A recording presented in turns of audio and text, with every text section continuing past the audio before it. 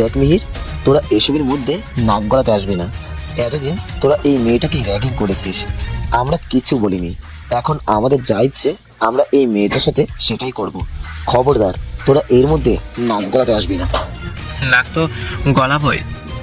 আমাদের চোখের সামনে তোরা একটা মেয়ের সাথে নোংরামি করবি আর আমরা সেটা চুপচাপ দেখবো, সেটা তো কখনোই সম্ভব না। আর বাকি হলো র্যাগিংয়ের কথা। আমরা সব সময় শুধুমাত্র জুনিয়রদের হালকা পাতলা জার্ক দিয়েছি, কিন্তু কখনো কোনো মেয়েকে বাজে কোনো প্রস্তাব দেয়নি আর ভবিষ্যতেও দেবো না। তোরা কোনো মেয়েকে বাজে প্রস্তাব দিস না, তাই বলে যে আমরাও দিতে পারবো না এমন তো কোনো কথা নেই, তাই না? তোদের যেটা ভালো লাগে তোরা সেটাই করিস, আর আমাদের যেটা ভালো লাগবে আমরাও সেটাই করব। ছেলেটার কথা শেষ হওয়ার সাথে সাথে আহির ওর হাতে থাকা সফট ড্রিঙ্কসের বোতলটা ছেলেটার মাথার উপর ছুঁড়ে মারলো। তারপর দ্রুত টেবিল থেকে নেমে গিয়ে ছেলেটার সামনে এসে ওর নাক বরাবর কয়েকটা ঘুষি মারলো। ছেলেটাকে মার খেতে দেখে ওর বাকি সব বন্ধুরা দৌড়ে সবাই পালিয়ে গেল। ছেলেটা কোনো রকম আহিরের থেকে নিজেকে ছাড়িয়ে নিয়ে এক প্রকার হামাগুড়ি দিতে দিতে ক্যান্টিন থেকে বেরিয়ে গেল। আহির আগে ফুসফুস করতে করতে মিহিরের দিকে তাকিয়ে জাড়ি মেরে বলল, হিন্দিতে প্রচলিত একটা কথা আছে জানিস, লাতকে ভূত বাতাসে নেহি মানতে। এদের অবস্থাও তেমন। ভালোভাবে কথা বললে কোনো কথা এদের মজাকের মধ্যে জীবনেও ঢুকবে না। আহিরের কথা শুনে মিহির হেসে দিল, কিন্তু ওর সেই হাসিটা বেশিক্ষণ টিকলো না। কার ঘুরিয়ে মার দিকে তাকাতেই ওর কলেজেটা মোচড় দিয়ে উঠলো। মায়ের মাথা নিচু করে নীরবে পানি ফেলছে, কান্নার মাঝে মাঝে বারবার হেঁচে দিচ্ছে। মিহিরের বুকটা কেমন জানি পার হয়ে আসছে। এই মেয়েটাকে কাঁদতে দেখলেই কেন যেন ওর ভীষণ কষ্ট হয়। একটা অচেনা মেয়েকে কাঁদতে দেখে ওর কেন এরকম অনুভূতি বা ফিলিংস হচ্ছে সেটাও নিজেও জানে না। মিহির লম্বা একটা নিঃশ্বাস নিয়ে মায়ের সামনে গিয়ে পকেট থেকে একটা টিস্যু বের করে ওর দিকে এগিয়ে দিয়ে বলল, উই আর সরি। আমরা জানি সেদিন আমরা একটু বেশি বাড়াবাড়ি করেছি, কিন্তু বিশ্বাস করো, সামান্য একটা মজার জন্য তোমাকে যে এইভাবে সমস্যা পড়তে হবে ভাবতেও পারিনি। আমরা তো জাস্ট একটু মজা করেছিলাম, দ্যাটস ইট। মানুষের চরিত্র নিয়ে তামাশা করাটাকে আপনাদের মজা মনে হয়, তাই না? অবশ্য হবেই, নাই বা কেন? আপনাদের টাকা আছে, আপনারা যখন তখন যা ইচ্ছা করতে পারেন। চাইলে একটা মেয়ের মান সম্মান নিয়েও মজা করতে পারেন। এসব তো আপনাদের কাছে কিছুই না। কথাটা বলে মায়া হন হন করে ক্যান্টিন থেকে বেরিয়ে চলে গেল। ওর পেছনে পেছনে টিসাও বেরিয়ে গেল।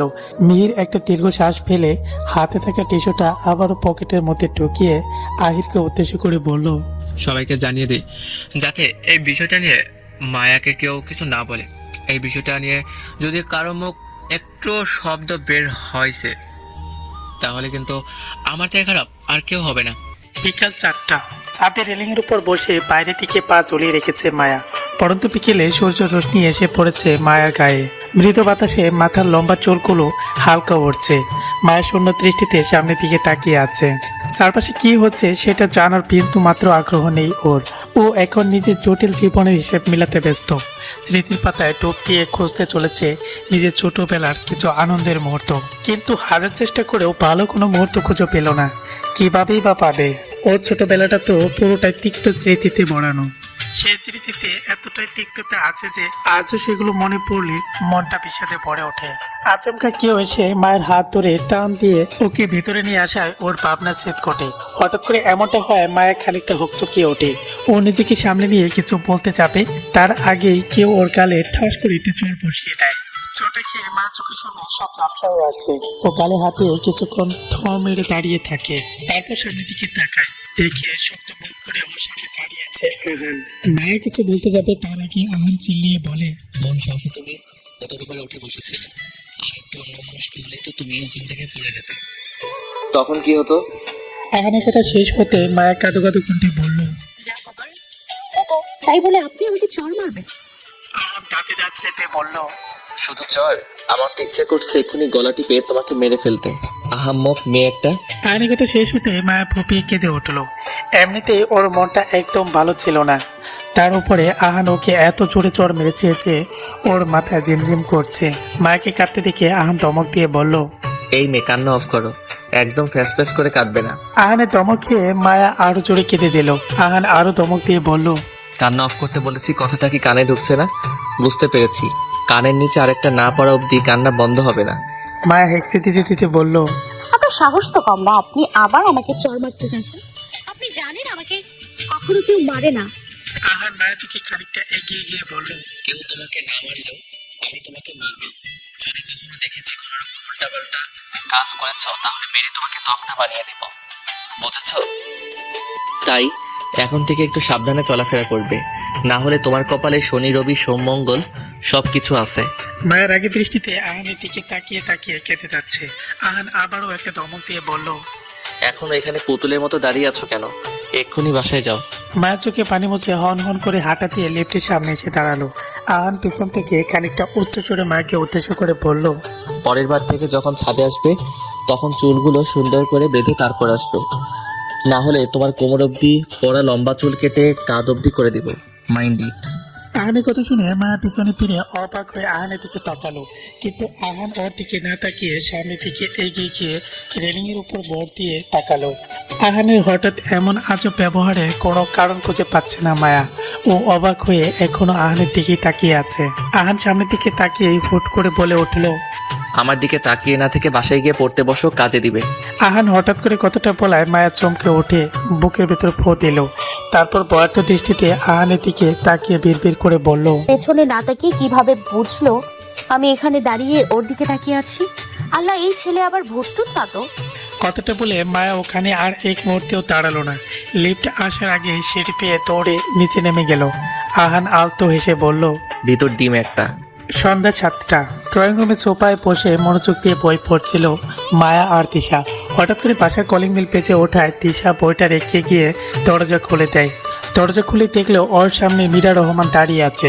মীরা রহমানকে দেখে তিশা ভীষণ অবাক হয়ে গেল, কারণ এই বাসায় আসার পর থেকে মীরা রহমান কখনো ওদের সাথে ভালোভাবে কথা বলেনি, অথচ আজকে একদম দরজার সামনে হাজির হয়েছে। ব্যাপারটা তিশার কেন যেন হজম হচ্ছে না। তিশা সব পাবনা সাইডে রেখে হালকা একটা হাসি দিয়ে মৃদু সুরে বলল, আসসালামু আলাইকুম আন্টি, কেমন আছেন? মায়া এতক্ষণ মনোযোগ দিয়ে বই পড়ছিল। দিশার মুখে আন্টি ডাক শুনে ও মাথা তুলে উপর দিকে তাকালো। তাকাতে মায়ের চোখ মীরা রহমানের উপর দৃষ্টি পড়তেই ওর চোখ মুখে স্পষ্ট রাগের ছাপ ফুটে উঠল।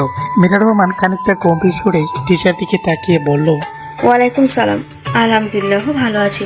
এইটুকু বলে মীরা রহমান গার খানিকটা কাত করে মায়ের দিকে তাকালো। তারপর আবারও দিশাকে উদ্দেশ্য করে বলল, সবাই তো নিচে আছে, তাহলে তোমরা দুজন নিচে যাওনি কেন? দিশা খানিকটা আমতা আমতা করে বলল, আসলে আন্টি পার্টি হই হুল্লোড় এইসব মায়া তেমন একটা পছন্দ করে না। সবসময় একা থাকতে ওর বেশি ভালো লাগে, তাই ও সহজে কোথাও যেতে চায় না। আর ওকে একা ফেলে রেখে আমারও যাওয়া হয় না। মীরা রহমান কিছুটা নরম কণ্ঠে বলল, ওখানে তেমনভাবে কোনো পার্টি সার্টি হচ্ছে না। আসলে আমার ছোট মেয়ে আর তার বন্ধুরা এসেছে ইউরোপ থেকে, তাই আর কি ওরা নিচে বসে আড্ডা দিচ্ছে। সাথে অন্যান্য ফ্ল্যাটের ইয়াং ছেলেমেয়েরাও আছে, তোমরাও চাইলে জয়েন হতে পারো। মীরা রহমানের মুখে ছোট মেয়ের কথাটা শুনে মায়ের কলেজাটা সেট করে উঠল। হুট করেই ওর চোখ চলচল হয়ে উঠল। এই ডাকটা তো শুধুমাত্র ওর জন্য ছিল। ওর মায়ের সব ভালোবাসাটুকু ওর পাওয়ার কথা ছিল, অথচ ভাগ্যের এক অদ্ভুত খেলায় ওর ভাগ্যের ভালোবাসাটা অন্য কেউ পাচ্ছে। দেশের ঠোঁটের কোণে একটি বাঁকা হাসি দিয়ে বলল, ও আচ্ছা, আপনার ছোট মেয়ে ব্যাক করেছে? তাহলে তো তার সাথে মিট করার জন্য হলেও একবার আমাদের নিচে যেতেই হয়। আচ্ছা ঠিক আছে, আমি গেলাম, তোমরা আস্তে আস্তে এসো। কথাটা বলে মীরা রহমান লিফটের দিকে এগিয়ে গেলেন। তারপর কিছু একটা মনে করে আবার এসে দেশের সামনে দাঁড়িয়ে হন্তদন্ত করতে করতে বলেন, তোমাদের নতুন বাসা খোঁজার কোনো দরকার নেই, যতদিন ইচ্ছা এখানে থাকতে পারো। কেউ তোমাদের বাসা ছেড়ে দেওয়ার জন্য বলবে না। কথাটা বলে মীরা রহমান আর এক মুহূর্ত ওখানে দেরি করলো না। লিফটের অপেক্ষায় না থেকে সিঁড়ি দিয়ে নিচে নেমে গেলেন। উনি চলে যাওয়ার পর দিশা দরজা বন্ধ করে দিয়ে মায়ের দিকে এগিয়ে এসে শয়তান একটা হাসি দিয়ে বলল, মায়া বাপি চলো আমরা একটু আসল মেয়েকে দেখে আসি। আমার তো অনেক দিনের ইচ্ছে ম্যাডামকে চোখ ভরে দেখে চোখ জোড়া সার্থক করব। মায়া বসা থেকে দাঁড়িয়ে রুমের দিকে যেতে যেতে বলল, আমার এসবে কোনো ইন্টারেস্ট নেই। তোর ইচ্ছে হলে তুই গিয়ে দেখে আয়। দিশা দ্রুত এসে মায়ের হাত টেনে ধরে ওকে থামিয়ে দিয়ে বলল, ইন্টারেস্ট নেই বললে তো হবে না মায়া। একবার যখন এখানে এসেই পড়েছিস তখন এভাবে সবাইকে ছেড়ে দিয়ে চলে যাবি? নিজের অধিকারটা আদায় করে নিবি না? ভুলে যাস না, এই সব কিছুর উপরে একমাত্র তোর অধিকার। মায়া একটা হাসি দিয়ে বলল, কিসের অধিকার? এদের কারো উপর আমার কোনো অধিকার নেই। এরা আমার কেউ না। এতগুলো বছর আমি যেভাবে এদের ছাড়া থেকেছি, ভবিষ্যতেও এদের ছাড়াই ঠিক এভাবেই থাকবো। আমার লাইফে এদের কারোর কোনো প্রয়োজন নেই। তবে হ্যাঁ, অন্য কেউ এখানে মেঘ সেজে থাকবে সেটাও আমি কখনো হতে দিব না। মায়া আর তিশা নিচে এসে সুইমিং পুল এরিয়াতে আসতেই ওদের চোখ গেল এক কর্নারে, যেখানে চেয়ারের উপর বসে মিহির মাথা নিচু করে চুপচাপ বসে আছে। আর এক পাশে আহান ল্যাপটপ নিয়ে বসে বসে কাজ করছে, অন্য পাশে হিয়ান আর আলিশা বসে টুকিটাকি কথা বলছে। মায়া আর তিশা আরেকটু এগিয়ে যেতেই দেখলো এখানে এই বাসার প্রায় সব ফ্ল্যাটের ছেলেমেয়েরা উপস্থিত আছে। সবাই নিজেদের মতো কথা বলায় ব্যস্ত। কিছুটা দূরে স্পিকারে সফট মিউজিক বাজছে। বিভিন্ন রঙের লাইটিং এ সুইমিং পুলের পানিগুলো এক এক সময় এক এক রং ধারণ করছে। আপাতত জায়গাটা দেখতে মনে হচ্ছে কোনো এক পুল সাইড রেস্টুরেন্ট। চারপাশ থেকে হালকা বাতাস এসে মায়ের শরীর ছুঁয়ে যেতে ওর মনটা আরো ভীষণ ভালো হয়ে যায়। ওরা আরেকটু ভিতরে যেতেই আলিশা হাত উঠিয়ে ইশারা দিয়ে ওদের ডাকলো। আলিশা ডাকতেই মায়া আর তিশা ধীর পায়ে ওদের দিকে এগিয়ে গেল। আলিশা একটা ভ্রমণ বোলানো হাসি দিয়ে বলল, যাক, মহারানীদের সবেমাত্র আসার সময় হলো তাহলে। আমি সারিকা সাইফা এতক্ষণ তোমাদের আসারই অপেক্ষা করছিলাম। আলিশার কথা শুনে আহার ল্যাপটপ থেকে মুখ উঠিয়ে এক পলক মার দিকে তাকালো, তারপর আবার মাথা নিচু করে টাইপ করতে করতে টেন্স করে বলল, আমার মনে হচ্ছে ওনারা এতক্ষণ স্পেশাল ইনভিটেশনের জন্য ওয়েট করছিলেন। আসলে স্পেশাল গেস্ট তো, তাই সবার সাথে এখানে আসতে বোধহয় লজ্জা পাচ্ছিলেন, তাই মামনিকে ইনভাইট করার পর ওনারা এখানে আসলেন। আমি ঠিক বলছি না মিস মায়া? আহানের কথা শুনে মায়া চোখ তুলে একটু করে আহানের দিকে তাকালো। ও এটাই বুঝতে পারছে না এই ছেলেটা আসলে প্রবলেমটা কি, যখন তখন কেন কারণ ছাড়াই ওর পিছনে লাগতে আসে। মায়ের হুট করে মনে পড়ে গেল কয়েকদিন আগে ছাদে বসে আহারের মারা চোরটার কথা। চোরটার কথা মনে পড়তে মায়ের মেজাজটা বিগড়ে গেল। ওর আগে দৃষ্টিতে আহানের দিকে তাকিয়ে রইল। দিশা গিয়ে আহানের পাশে চেয়ারটা টপ করে বসে পড়লো আর বলল, ওকে, কি জিজ্ঞেস করছেন ভাইয়া? আমি বলছি, আমরা দুজন এতক্ষণ কেন এখানে আসেনি? আসলে আমরা ভেবেছিলাম আপনি নিজে গিয়ে আমাদের এখানে নিয়ে আসবেন, তাই তো এতক্ষণ আপনার জন্য ওয়েট করছিলাম। কিন্তু আপনি তো আমাদের ভুলে গিয়ে এখানে বসে দিব্যি সবার সাথে আড্ডা দিয়ে যাচ্ছেন। আহান হালকা হেসে বলল, ওহো, তাহলে তো ভুলটা আমারই হয়েছে। আমার গিয়ে তোমাদের স্পেশালি ইনভাইট করে নিয়ে আসা উচিত ছিল। ওকে, আই এম সরি। এরকম আর কখনো হবে না। এরপর থেকে আমি নিজের সাথে করে হেলিকপ্টার নিয়ে গিয়ে তোমাদেরকে নিয়ে আসবো। এবার ঠিক আছে? দিশা বাচ্চাদের মতো কোটি কোটি হয়ে বলল। হ্যাঁ, একদম ঠিক আছে। মায়া আহান আর দিশার কথা শুনে মুখ পাকিয়ে মনে মনে বলল, কথা শুনে তো মনে হচ্ছে এরা একে অপরকে কত বছর ধরে জানি চেনে। যত সব ঠং দেখলে আর বাঁচি না। মায়ের ভাবনার মাঝে আহান হাতে থাকা ল্যাপটপটা বন্ধ করে সাইডে রেখে মায়াকে উদ্দেশ্য করে বলল, কি হলো ম্যাম? এবার কি বসার জন্য আপনাকে আলাদা করে ইনভিটেশন লেটার পাঠাতে হবে? আহানের কথা শুনে মায়া একটা বেঞ্চে কেটে আলিশার পাশে থেকে চেয়ারটায় বসে পড়লো। মায়া বসতে কথা থেকে যেন আহির এসে ওর পাশেটা ঠাস করে বসে পড়লো আর রাগী কণ্ঠে বলল, ইয়ার মিহির, আমার এসব আর ভালো লাগছে না। এসব ন্যাকামো দেখার ইচ্ছে বা সময় কোনোটাই আমার কাছে নেই। রাগে আমার দম বন্ধ হয়ে আসছে। প্লিজ চল তো এখান থেকে। মিহির এতক্ষণ মাথা নিচু করে নিচের দিকে তাকিয়েছিল। আয়ের কথা শুনে মিহির কাঠ বাঁকিয়ে ওর দিকে তাকিয়ে দাঁতে দাঁত চেপে বলল, তোর কি মনে হচ্ছে এখানে থেকে যেতে পারলে আমি এখন এখানে চুপচাপ বসে এসব মালোড্রামা দেখতাম? আমার সব কিছু অসহ্য লাগছে, ইচ্ছে করছে সব কিছু ভেঙে গুড়িয়ে দিতে, আর ওই মেয়েটাকেও জানে মেরে ফেলতে ইচ্ছে করছে। মিহির আর আহিরের কথা শুনে হিয়ান একটা ধমক দিয়ে বলল, কি সব বলছিস তোরা? মাথাটা কি পুরোটা খারাপ হয়ে গেছে? তোরা কি ভুলে যাচ্ছিস ওই মেয়েটা তাদের বোন হয়? ভুল কথা বললে ভাইয়া, ওই মেয়েটা আমাদের বোন হয় না, ওটা শুধুমাত্র আম্মুর ছোট মেয়ে, দ্যাটস ইট। ও, আমার আর আহিরের কিছু হয় না। মিহিরের কথা শেষ হতে পিছন থেকে কেউ কাঁদো কাঁদো কণ্ঠে বলে উঠলো, দেখেছো মম, ভাইয়ারা আমার সাথে কেমন বিহেভ করছে? বলছে আমি নাকি ওদের বোন না। ওরা দুজন সব সময় আমার সাথে এমন করে, আমাকে ওরা একটুও ভালোবাসে না।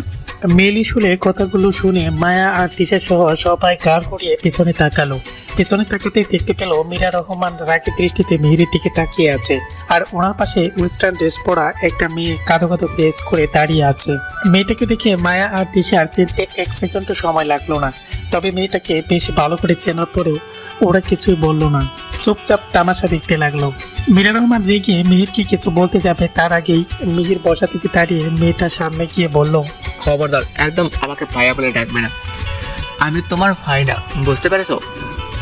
আর ভালোবাসা মাই ফুড। যেখানে তোমাকে দেখলে আমার মেজাজ খারাপ হয়ে যায়, সেখানে ভালোবাসা তো অনেক দূরের ব্যাপার। মিহিরের কথা শেষ হতে মীরা রহমান রাগী কণ্ঠে বললেন, মিহির, মুখ সামলে কথা বলো। তোমার সাহস কিভাবে হয় আমার মেয়ের সাথে এইভাবে কথা বলার? বলে যাও না, আমি তোমাকে যতটা ভালোবাসি তাকেও ঠিক ততটাই ভালোবাসি। তাই পরের বার থেকে আমার মেয়েকে কিছু বলার আগে 100 বার ভেবে বলবে, না হলে তোমার গায়ে হাত তোলার আগে আমি দ্বিতীয়বার ভাববো না। ও গ্রেট, তাহলে তুমি তোমার মেয়েকে নিয়েই থাকো। মনে হয় না আমাকে তো তোমার কোনো দরকার আছে। কথাটা বলে মিহির হন হন করে ওখান থেকে বাসার ভেতরে চলে গেল। ওর পেছন পিছনে আহিরও ভিতরে চলে গেল। ওরা যেতে মেয়েটা মীরা রহমানের হাত জড়িয়ে ধরে খানিকটা নেকা কান্না করতে করতে বলল, দেখেছো মম, ভাই আমাকে কতটা হেড করে। আসলেও চাই না আমি এখানে এসে তোমার সাথে দেখা করি, তাই সব সময় এরকম করে। ও আমাকে সহ্যই করতে পারে না, তাই তো আমি এখানে যতবার আসি ততবারই ও আর আহির ভাইয়া আমাকে অপমান করে। মীরা রহমানের এক হাতে মেয়েটার গালে রেখে আদরে কণ্ঠে বলল, কাঁদে না মামনি, মিহির তোমাকে মোটেও হেট করে না। আসলে ছোটবেলার রাগটা হয়তো ওরা এখনো তোমার উপর রয়ে গেছে, তাই ওরা দুজন এরকম করে। তুমি ওদের কথায় কষ্ট পেও না মামনি, দেখবি আস্তে আস্তে সব ঠিক হয়ে যাবে। এখন যাও, উপরে গিয়ে রেস্ট নাও। মেয়েটা মীরা রহমানকে ছেড়ে দিয়ে বলল, না মম, আমি আরো কিছুক্ষণ এখানে থাকবো, তুমি যাও উপরে গিয়ে রেস্ট করো। মেয়েটার কথা শুনে মীরা রহমান মৃদু হেসে ঠিক আছে বলে বাসার ভিতরে চলে গেলেন। উনি চলে যেতে মেয়েটা গিয়ে মিহিরের চেয়ারটায় বসে আহানের দিকে হাত বাড়িয়ে দিয়ে বলল, হ্যালো আহান, কেমন আছো? আহান গম্ভীর কণ্ঠে বলল, আমার যতদূর মনে হয় আমি আপনার থেকে বয়সে অনেকটাই বড় মিস 45, তাই আমার নাম ধরে না ডেকে আমাকে ভাইয়া বলে ডাকলে বেশি খুশি হব। আশা করি কথাটা মনে রাখবেন। কথাটা বলে আহান মেয়েটার দিকে হ্যান্ডশেক না করে হন হন করে ওখান থেকে চলে গেল। মেয়েটা নিজের হাতটাকে চেয়ারের সাথে হালকা করে পাঞ্চ করে বিড়বিড় করে বলল, তোমাদের সবাইকে আমি দেখে নিব। কথাটা বলে মেয়েটার আগে ফুসতে ফুসতে ওর ফ্রেন্ডদের কাছে চলে গেল। মেয়েটা যেতেই হিয়ান বলল, ভাবতে কষ্ট হচ্ছে যে এটা সত্যি আমাদের মেয়ে। মেয়েটার পোশাক, হাঁটাচলা, কথাবার্তার সব ধরন কিছু কেমন উচ্ছৃঙ্খল টাইপ। ব্যবহারের মধ্যে কোনো ভদ্রতা নেই, সব কিছুতে কেমন একটা উগ্র উগ্র ভাব। একটা মানুষ বড় হওয়ার পর কি এতটা চেঞ্জ হয়ে যেতে পারে? আলিশা একটি দীর্ঘ শ্বাস ছেড়ে বলল, হয়তো মাকে ছাড়া বড় হয়েছে, তাই এরকম বেপরোয়া টাইপ হয়েছে। সত্যি কি তাই আলিশা? তাহলে তো মায়েরও ওর মতো উগ্র হওয়া উচিত ছিল। ও তো মা ছাড়াই বড় হয়েছে। হিয়ানের কথা প্রতি উত্তরে আলিশা বলার মতো কিছু খুঁজে পেল না। সত্যি তো মায়ের মধ্যে তো কখনো উগ্র কোনো স্বভাব দেখেনি, কিভাবে বা দেখবে? মেয়েটা সত্যি অনেক মিষ্টি স্বভাবের। একবার কথা বলে যে কেউ অনায়াসে মেয়েটার মায়ের পড়ে যাবে। আলিশার ভাবনার মধ্যে বেশ লম্বা আর উজ্জ্বল শ্যামলা গায়ের রঙের একটা ছেলে এসে হিয়ানের দিকে হাত বাড়িয়ে দিয়ে বলল, হাই, আমি অভি রহমান, মেঘের মেজ চাচ্চুর ছেলে। অভি নামটা শুনে মায়ের মুখে একটু হাসি ফুটে উঠলো। তিশা চোখ বড় বড় করে অভির দিকে তাকিয়ে বিড়বিড় করে বলল, এই ল্যাংড়া পাথরটা এখানে কি করে? হিয়ান বসা থেকে দাঁড়িয়ে অভির সাথে হ্যান্ডশেক করে বলল, হ্যাঁ, তোমার কথা অনেক শুনেছি, কিন্তু কখনো তোমার সাথে দেখা হয়নি। Nice to meet you. আমি হিয়ান, মিহিরের বড় মামুর ছেলে। ছেলেটা হালকা হেসে বলল। হ্যাঁ, আমাদের দেখা হয়নি ঠিকই, বাট আমি তোমাদের সবাইকে চিনি। হিয়ান প্রশ্নবোধক দৃষ্টিতে অভির দিকে তাকিয়ে বলল, কিভাবে? অভি গাড় বাঁকা করে মায়ের দিকে এক পলক তাকিয়ে বলল, মেঘ আমাকে তোমাদের সবার ব্যাপারটা সবটাই বলেছে। অভি আর কিছুক্ষণ দাঁড়িয়ে দাঁড়িয়ে হিয়ান আর আলিশের সাথে কথা বলল। তারপর যেভাবে এসেছিল সেভাবে আবার মেয়েদের কাছে চলে গেল। বিশেষ দ্রষ্টব্য, যতদিন পর্যন্ত না নতুন মেঘের কোনো পরিচয় বের হচ্ছে ততদিন পর্যন্ত ওকে মেঘ নামেই ডাকা হবে। অভি ওর বাবা মায়ের একমাত্র ছেলে। অভির জন্মের পর ও মায়ের কিছু সমস্যার কারণে উনি আর কোনোদিন বাচ্চা নিতে পারেনি। অভি পেশায় একজন ডাক্তার। আপাতত ও ইউরোপের একটা হসপিটালে ডাক্তারি প্র্যাকটিস করছে। রাত 12টা। ছাদের এক পাশে দাঁড়িয়ে স্মোক করছে মিহির। হঠাৎ কেউ একজন এসে ওর পেছনে বউ করে শব্দ করে চেঁচিয়ে উঠলো। আচমকা এমনটা হওয়ায় মিহির কিছুটা লাফিয়ে উঠলো। তারপর গাড় গড়িয়ে পিছনে তাকিয়ে দেখলো সাইফা হাসি হাসি মুখ করে ওর পিছনে দাঁড়িয়ে আছে। মিহির মুখ থেকে বিরক্তকর একটা চ শব্দ উচ্চারণ করে সামনের দিকে তাকিয়ে বলল,